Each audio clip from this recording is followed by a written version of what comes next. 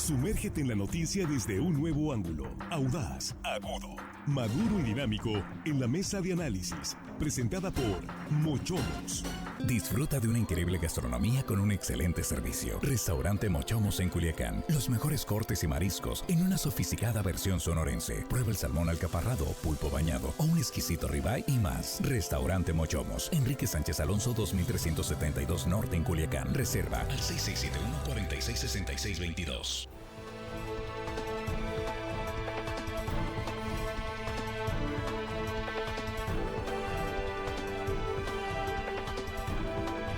Aquí estamos ya de regreso, estamos en la mesa de análisis de Línea Directa con un saludo antes que nada para usted. Gracias por continuar con nosotros en este lunes, inicio de semana 27 de mayo, la semana de las elecciones, del cierre de campañas y de la jornada electoral el próximo domingo. Y saludamos a nuestros compañeros.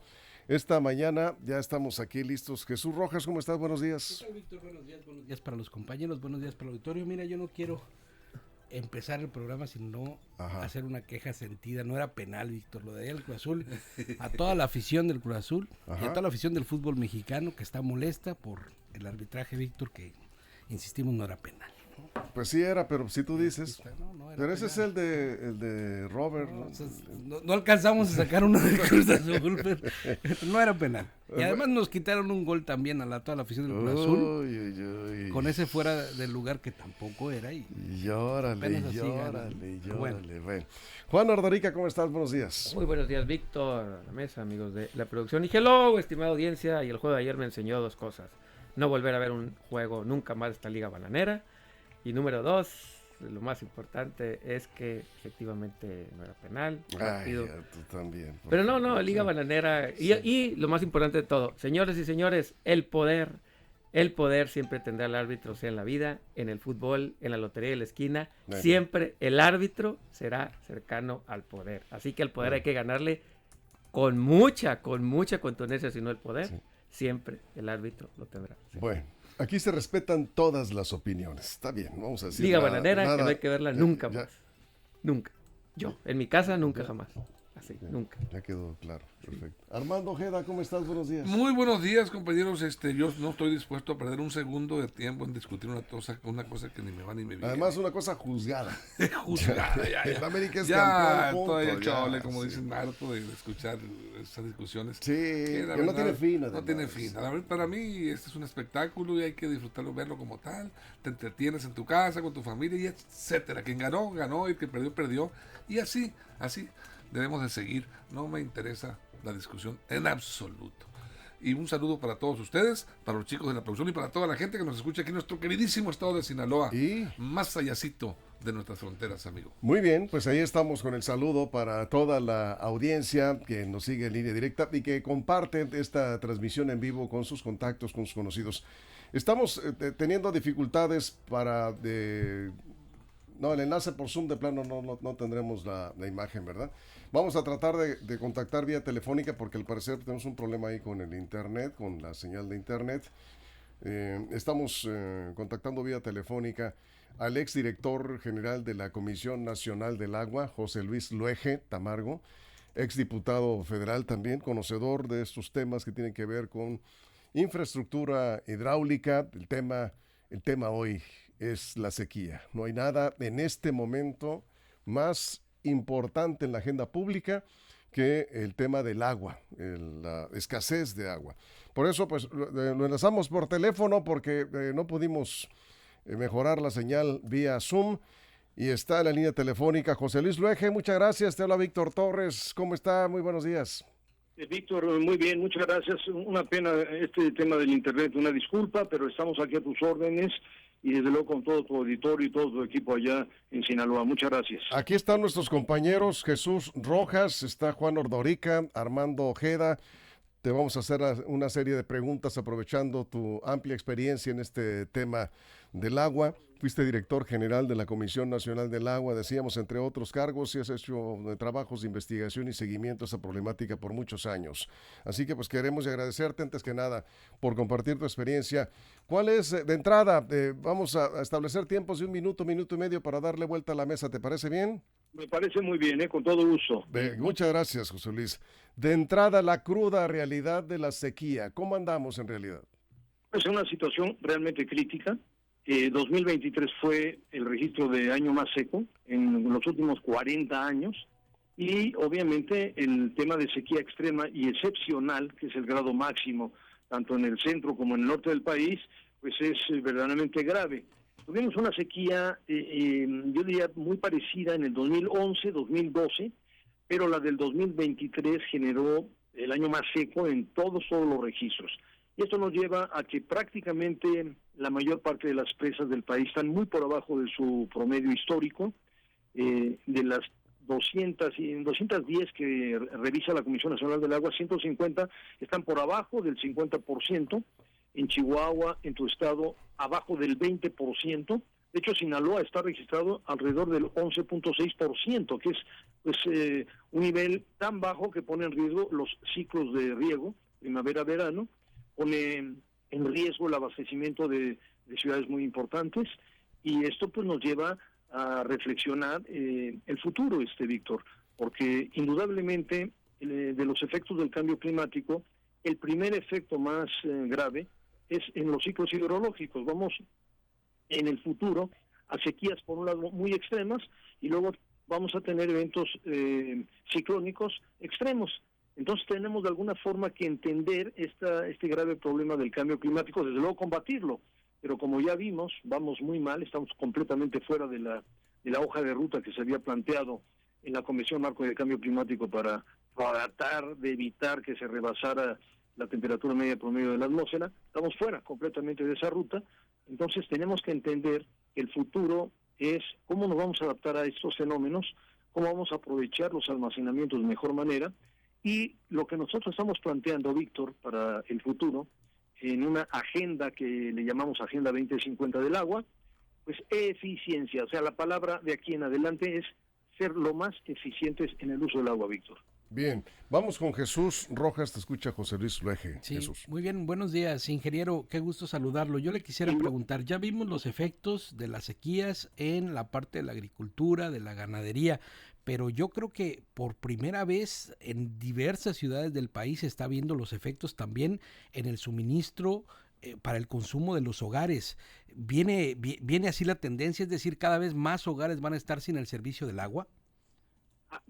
Indudablemente la sequía, Jesús, pues ha afectado todo, no solo la agricultura y las actividades agropecuarias, sino también el abastecimiento de agua a ciudades, a municipios y a comunidades rurales.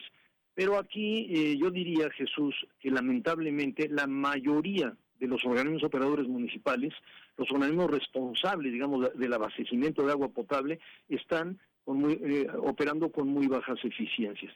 Te podría decir que el 99% de los organismos de todo el país operan muy mal, con números negros, quebrados, con eficiencias muy bajas, tanto en lo que se llama eficiencia física, que son las fugas que tienes en la red, como eficiencia administrativa muy baja, que es la medición y la cobranza de la boleta bimestral o mensual, ¿no?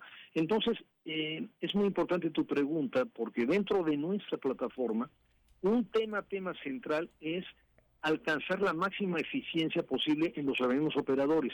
Y esto implica un esfuerzo muy grande y un cambio radical en la forma como hemos manejado el agua a nivel municipal. Nosotros estamos por organismos técnicos, con personal técnico de carrera, con directores, desde luego, calificados también técnicamente, y con un Consejo Ciudadano de Administración. Esto es importante para evitar el vaivén de cambios municipales trianuales, y luego de que hay municipios, Jesús, donde cambian. Bueno, yo tengo registros de en 3 años haber cambiado 4 o 5 veces al director del organismo. El director trae a sus cuates y es un desastre. Entonces, lo que estamos teniendo más bien es una pésima eficiencia en los organismos municipales, y ahí es donde vamos a concentrar el esfuerzo. Y estoy hablando de la plataforma, porque yo coordino la plataforma de Xochitl Gálvez, pero esto es la tendencia que debemos de buscar, gane quien gane, sea quien sea, ¿verdad? Porque es lo que realmente es necesario. Eso es. Vamos contigo, Juan Ordorica. Ingeniero, buenos días, muchas gracias por tomarnos la llamada y platicar de este tema. Ingeniero, obviamente es una realidad que tenemos problema de sequía y con el agua en México y en el mundo, pero ¿no se está politizando de más? Pregunta así muy, muy directa. ¿No están utilizando los políticos el agua como herramienta para quitar, poner, dar permisos o utilizarla para atacar a quien crean que algún gobierno que no esté de acuerdo con sus políticas? ¿No está sobrepolitizado también el tema del agua? Y eso también pues hace que la gente no tome tan en serio el problema, que repito, sí es serio, es real y existe, pero como los políticos a veces lo banalizan al convertirlo en un arma, ¿no cree que está sobrepolitizado el tema del agua? Pues mira, indudablemente estamos en medio de un proceso electoral pues muy importante, ¿no? Se eligen pues presidencia de la República, Congreso, gobernadores en nueve entidades. Ciertamente en estos procesos electorales pues se evalúa también la forma como el gobierno en curso pues ha tratado este problema.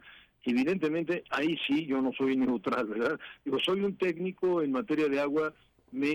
Siempre he trabajado independientemente de qué gobierno esté en cada estado o en cada municipio. Por ejemplo, en mi caso como director de la Comisión Nacional de Agua, y esto lo puede decir cualquiera que me conoció, yo traté a todos sin fijarme, ¿no?, en el partido o en la tendencia ideológica. Pero sí hay un problema grave de abandono de una política hídrica sustentable. Mira, nosotros aprobamos, yo fui director con Felipe Calderón, y aprobamos una agenda del agua que le llamamos 2030.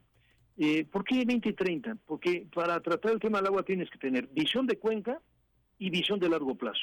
Y aquí viene un problema, que los periodos de gobierno sexenales o trianuales a nivel municipal te cortan los programas, y eso es muy grave. O sea, somos un país que no le da continuidad ni a las obras, ni a los proyectos, ni a las agendas, ¿no?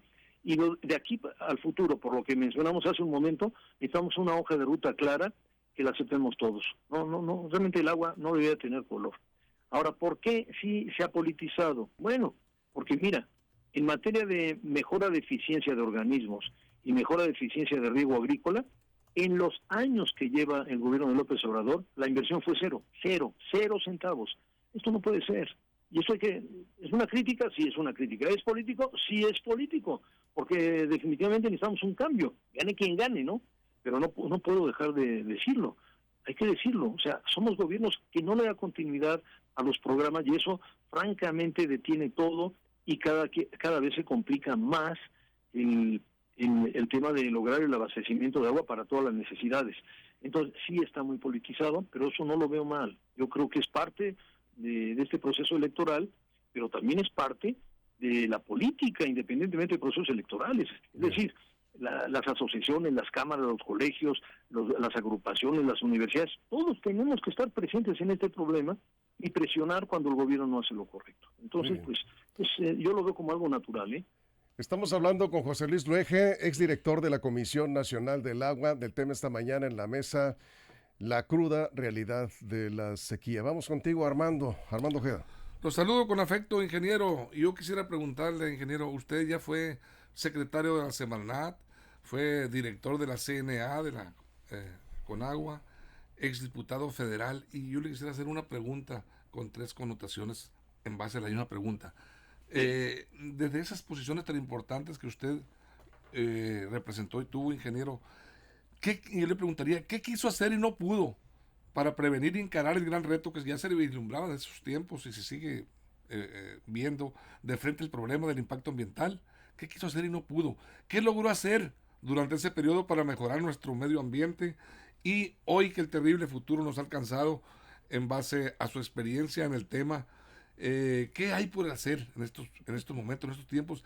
¿Qué tienen que hacer las autoridades para pues enfrentar este reto tan terrible que nos está enfrentando a los mexicanos, vamos a decir aquí, en materia ya de manifiesto por parte de lo que es los efectos del medio ambiente con esta terrible sequía que estamos sufriendo principalmente aquí en el norte y noroeste del país incluso?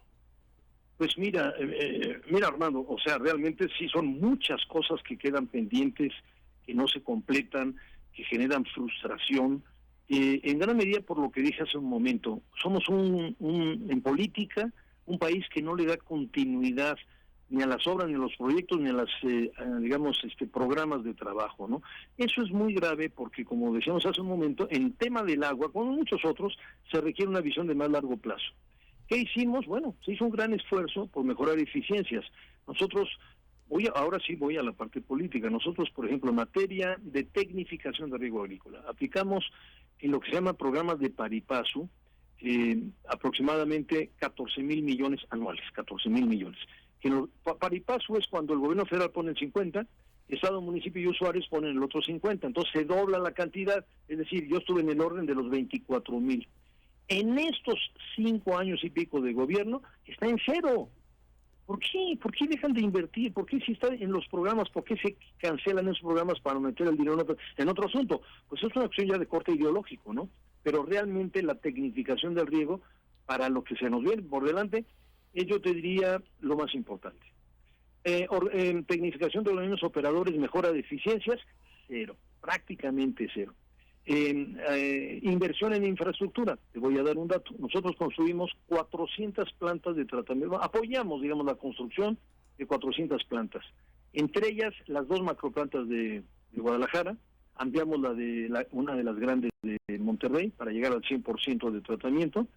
Se construyó la planta Atotonilco para el Valle de México, que es la más grande de América Latina, una capacidad enorme, 35 metros cúbicos por segundo, la más grande de América Latina. Por poner un ejemplo, Armando. Y en admisión no se hizo nada, no se construyeron plantas. Y acabo de hacer una evaluación, precisamente para la agenda que ahora le llamamos 2050, y tenemos que rehabilitar 3,900 plantas. O sea, no solamente no hubo construcción de nuevas plantas, sino que plantas que deberían de estar operando están paradas. Están paradas porque no tienen recursos, porque el proceso no funciona bien, porque no tienen el personal, etcétera, ¿no? Luego viene el tema hay otra palabra clave para la infraestructura hídrica del país, mantenimiento. No se le dio mantenimiento a las presas, a los bordos, a las estructuras de control, sistemas de bombeo, cosas que son vitales, por un lado para la irrigación, para el abastecimiento de agua, pero también para la protección frente a inundaciones, ¿no? Sin mantenimiento. Entonces, yo no es que me sienta al 100% satisfecho. Yo hay 3 aspectos que siento una enorme frustración, que lo voy a decir. No se puede tener una política de agua sin tener una visión de cuenca, en donde la parte alta de la cuenca, Armando, Jesús, Juan y Víctor, es vital. O sea, si en la fórmula, el binomio que le llamamos bosque-agua es vital. Si tú pierdes el bosque, pierdes el agua. Bueno, la mayoría de los bosques en el país están con tala ilegal, con deforestación, con presencia de crimen organizado, con asentamientos precarios de todo tipo que destruyen la fábrica del agua. Ese es uno de los temas, para mí, que debemos meternos a fondo. El segundo es el ordenamiento, se llama ordenamiento ecológico territorial. Es decir, ¿cómo hacemos uso del suelo, tanto en los planos urbanos municipales como en los desarrollos en general, sin tomar en cuenta la vocación del suelo? Ese es un gran tema que tenemos que meter. Y tercero, la eficiencia en el uso del agua. O sea, son 3 aspectos que, aunque siento que en la Agenda 2030, que es la que me tocó a mí llevar a cabo, sí arrancamos y sí fuimos en esa hoja de ruta, llegó la siguiente administración de Peña Nieto y lo dejaron a un lado. Y llegó la de López Obrador y hasta abajo. Ese es el problema, Armando. José Luis Luege, exdirector de la Comisión Nacional del Agua, experto en estos temas. Nos vamos a ir sin corte hasta al final. Vamos a dejar el corte comercial para aprovechar lo más que se pueda el tiempo de esta mesa. Yo quisiera preguntar, mira, estamos viendo las estadísticas de la Comisión Nacional del Agua precisamente. Y nivel de almacenamiento que tenemos, que dabas el dato, 11.6% las presas de Sinaloa en su promedio ponderado, es el tercero más bajo en los últimos 10, 12 años, después de 2012, que fue el más bajo, que anduvo arriba del 6%, pero la pregunta, te escuché al principio decir que si esto no mejora, vamos a tener muchos problemas con el próximo ciclo agrícola. Y para Sinaloa, Sonora y varios estados del noroeste, pues la agricultura, lo sabemos todos, es fundamental. ¿Podemos llegar al nivel al nivel de gravedad de que no se pueda sembrar en el próximo ciclo agrícola, que sería El ciclo primavera-verano, ¿verdad? ¿Sería? Definitivamente, Víctor, va a haber ese problema. Y aquí viene otra, discúlpeme, crítica muy fuerte a este gobierno del presidente López Obrador. Ustedes saben que el presidente el año pasado eliminó varios fideicomisos. No sé si justificadamente algunos o no, pero en el caso del FONDEN, que es el Fondo Nacional de Desastres, lo eliminó sin ninguna justificación, Víctor. Y esto es gravísimo, porque el Fondo Nacional de Desastres tenía un diseño, recuerdan ustedes, desde 1985, muy importante. El Fondo Nacional de Desastres era el instrumento financiero del Sistema Nacional de Protección Civil para apoyo de la población en caso de desastre, ¿de acuerdo? Esa es la definición. Bueno, el año pasado tuvimos un grado de sequía extrema y excepcional. El Servicio Meteorológico Nacional lo anunció, dio todos los datos en el monitor de sequía y no se declaró emergencia, de acuerdo a la Ley General de Protección Civil. Llega el 2024 y la situación pues es la que estamos viviendo y la que ahorita estamos analizando. Correspondía declaratoria de desastre natural. ¿Por qué? Porque el desastre natural no es el terremoto, el huracán, la inundación. No, sí, pero la sequía extrema y la sequía excepcional son condición de desastre natural. A mí me tocó emitir las declaratorias de varias sequías fuertes, como la del 2012, por ejemplo. Y ahí operan, Víctor, apoyos económicos para los productores que van a perder su ciclo, es decir, no van a poder hacerlo y las pérdidas son cuantiosas. Entonces, el desastre realmente es político, porque al haber eliminado el FONDEN y haberlo mandado al barril sin fondo, que es el dichoso Tren Maya, que francamente va a ser tirar el dinero a la basura, pues deja sin apoyo a miles de familias. Entonces, aquí yo he hecho un reclamo muy fuerte, Víctor, porque el presidente cuando elimina el FONDEN dice, bueno, pero si hubiese una cuestión de desastre natural, por supuesto que habrá recurso. Yo mismo buscaré que Hacienda entregue los recursos. Pues no es cierto, fue otra mentira más. No hay un centavo de apoyo a los productores. Y entonces vamos a entrar en una situación muy grave, francamente difícil, que me preocupa muchísimo. Por eso, en el futuro, el camino es la tecnificación del riego agrícola. Yo no veo otra ruta hacia el futuro. La veo aquí, si hay tiempo y me lo permites, Víctor, en tres órdenes. Uno es la máxima tecnificación. ¿Y esto qué implica? Inversión. Implica apoyo federal también, que no lo ha habido. Y implica preparación y capacitación. Y voy a decir algo, con todo respeto a este hermoso estado de Sinaloa, que yo francamente lo quiero mucho. Cuando yo me reúno con ejecutivos de los distritos de riego o de unidades de riego, son puros cuates de mi vuelo, puro veterano. Y me dicen, ¿dónde están los jóvenes? Porque la tecnificación implica digitalización, ingeniería artificial, ver todos los parámetros que implica el riego agrícola y la agricultura con visión muy técnica y científica. Y siento que falta ese paso de estafeta. O sea, necesitamos también la capacitación técnica y la capacitación universitaria, pero sobre todo los jóvenes. Yo le digo a los jóvenes de Sinaloa, el futuro está ahí en el campo, no se vayan del campo, apoyen a sus padres, apoyen a los mayores, porque ahí está el futuro.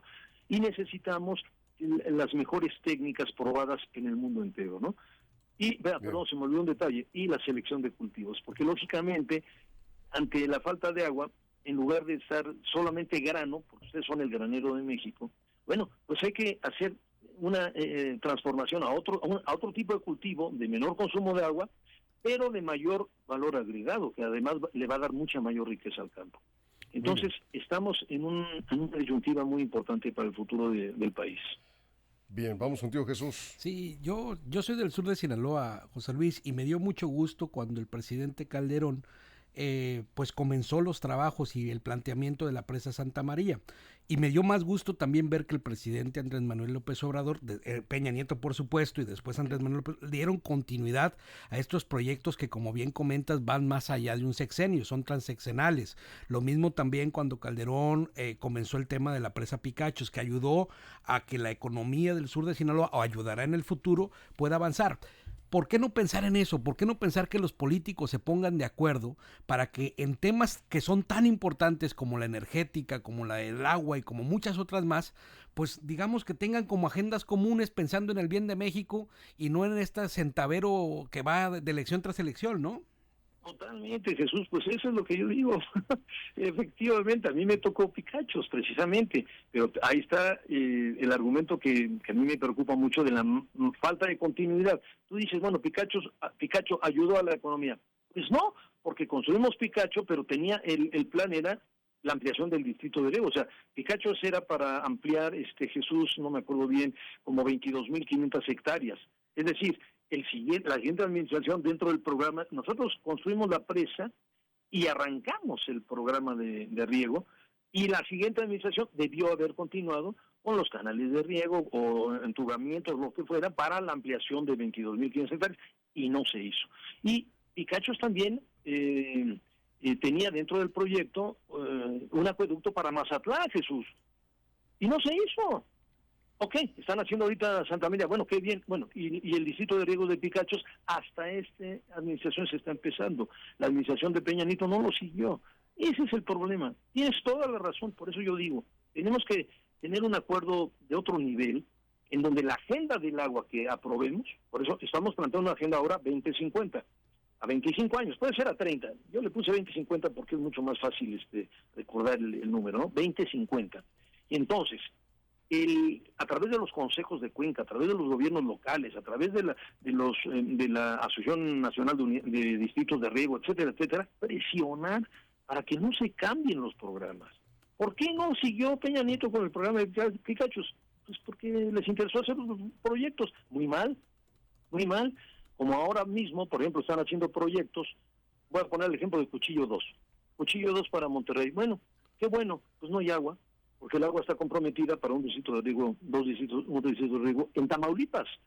Y para que operara el Cuchillo 2 hay que concluir una serie de obras que no se han concluido para llevar agua de Monterrey a la presa Marte R. Gómez para que entregue al distrito 26 de Tamaulipas. Entonces, lo que estaba bien, no quiero, perdónenme hablar en primera persona, pero los proyectos nuestros estaban conceptualizados integralmente, no parcialmente. No puedes tú hacer un proyecto a la mitad. Ese es el problema que yo veo, Jesús. Pero coincido contigo. De aquí en adelante tenemos que hacer un esfuerzo. Y gane quien gane, sea quien sea el presidente, el gobernador, lo que sea, seguir los proyectos para lograr la máxima tecnificación del riego. Muy bien, vamos contigo, Juan. Ingeniero, habla del tema de la tecnificación y yo creo que en Sinaloa los productores pues tienen rato ya apostando a la tecnificación, con muy poco a veces apoyo de los gobiernos, ¿no? Ellos lo han utilizado porque así les conviene a sus intereses y lo han hecho bien aquí en Sinaloa, están a la cabeza del país, son de los estados, si no el principal de los principales tecnificados en el área del campo, pero el gobierno está a la misma velocidad. Ahorita hablaba Jesús de la construcción de Picachos y Santa María en el sur, pero el resto de las presas tienen infraestructura de hace 60, 70 años y ahí si vienen desde los gobiernos del PRI, del PAN, del PRD, no han ido a la misma velocidad que los productores. ¿A qué se debe eso? Los canales de riego pues son vetustos, algunos ni siquiera están pavimentados. Cuando se habla de tecnificación, yo creo que los productores han hecho su chamba, pero los gobiernos en general, Morena, PRI, PAN, PRD, todos los que sean de todos los colores, se han quedado atrás. ¿A qué se debe esto, ingeniero? ¿Por qué dejan que los productores, la ciudadanía haga su parte y los gobiernos no? Simple y sencillamente siguen quedando vetustos y anquilosados. Es una falta es totalmente la falta de visión, Jesús, ese es el problema, y la falta de continuidad. No es que yo quiera defender a mi administración en Conagua, pero nosotros sí sostuvimos dentro de la Agenda 2030, la inversión que habíamos programado la sostuvimos, o sea, sí mantuvimos un apoyo a través de Hacienda para algunos a fondo perdido, y otros con paripasu, para no solo mantener la infraestructura, sino apoyar la tecnificación. Gran por director y tuve oportunidad de conocer, digamos, Francia. Y acá, por ejemplo, un digo que pongo como significado toda la industria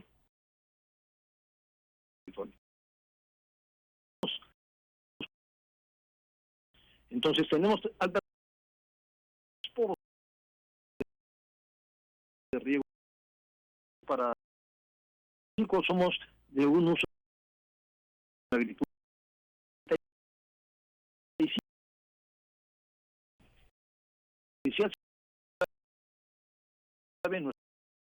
por tecnificación del 70% ahorro de que es muy cerca del consumo, por ejemplo.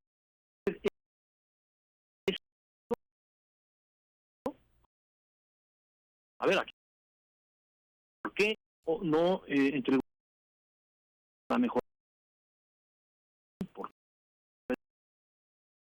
el mantenimiento? La respuesta por ciento, porque no le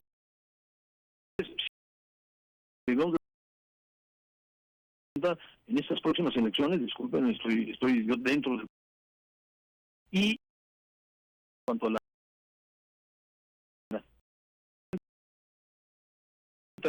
acciones,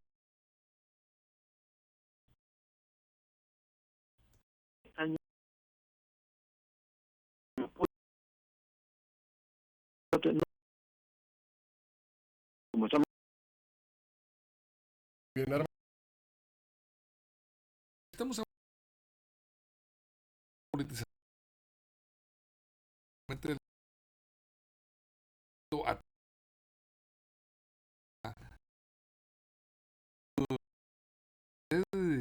declaró a la alrededor de 2.300 millones con agua por el uso de agua. Es paternalidad. Yo me dice si coincide que es parte de este gran problema. Si no, incluso no sé qué opinión le merece al respecto de esta situación. Bueno, Armando, ahí sí quiero corregir. No creo yo haber hecho esa declaración, porque mira, tampoco soy defensor de nadie, ni de la industria, ni de nadie, pero en mi experiencia, sin tener ninguna relación yo de asesorías ni de consultorías con ninguna industria, te puedo contestar que la industria de México ha estado a la altura, muy por encima de la parte municipal y de la parte agrícola, lamentablemente. Te voy a explicar. Obviamente los derechos que se pagan por metro cúbico en la industria es muchísimo más alto. Bueno, en la agricultura no se pagan derechos y las asignaciones a los municipios son de centavos por metro cúbico, cuando una industria paga 30 pesos por metro cúbico, por ejemplo, dependiendo de la región del país, ¿no? Y además te voy a decir una cosa, la industria mexicana ha estado a la altura en cuanto a mejora de eficiencias en general, ¿no? Todo el mundo critica a la industria cervecera. Y dice, por ejemplo, el tema de Constellation Brands en Mexicali. No, nos vienen a quitar el agua. No, en realidad no es tanta el agua que consumen, te lo voy a comentar. Hay que grabarse una cifra. Dijimos que somos un uso extensivo en la agricultura, 75%. 15% en el público urbano, 5% en la industria. De ese 5%, una cuarta parte es la industria química. Y la industria, digamos, de alimentos y de bebidas es el 0.2%. Entonces, no es así, Armando, así es como se da. Y el industrial que no paga sus derechos, pues le corta el agua a la Conagua. La Conagua no puede hacer nada contra los agricultores, o casi nada, muy poco contra los organismos municipales, por razones de que es el agua para consumo humano, pero normalmente la mayor vigilancia es hacia la industria. Ahora, información. No dudo, Armando, Sí, esa información que publica Forbes México, ingeniero, y al parecer se la adjudican a usted. Bueno, si usted se deslinda, bueno, adelante.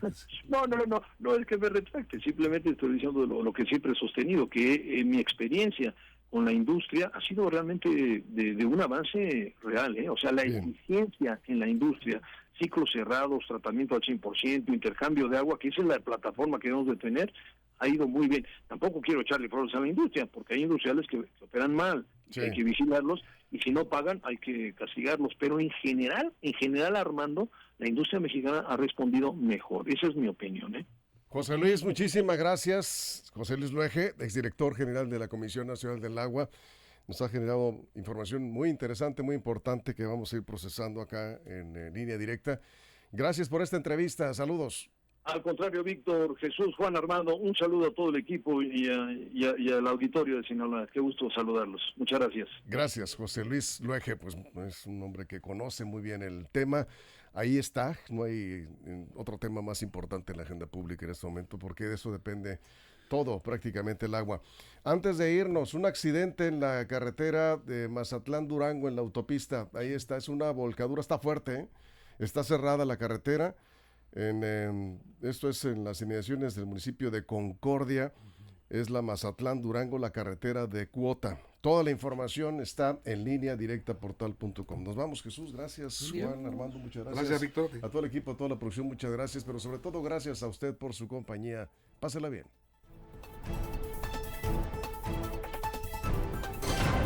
Mochomos presentó la mesa de análisis, información de verdad que suma valor. Conéctate en el sistema informativo más fuerte del noroeste de México.